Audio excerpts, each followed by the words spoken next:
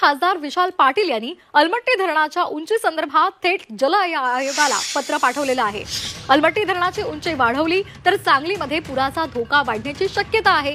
अगोदर पुरासंदर्भात उपाययोजना करा आणि त्यानंतर उंची वाढवण्याची परवानगी द्या, अशी मागणी विशाल पाटलांनी जल आयोगाकडे केलेली आहे। आणि या संदर्भात काँग्रेसचे आमदार विश्वजित कदम यांच्या नेतृत्वाखाली कर्नाटकच्या आणि उपमुख्यमंत्र्यांची शिवकुमार यांची भेट घेणार असल्याची माहिती सुद्धा विशाल पाटलांनी दिलेली आहे।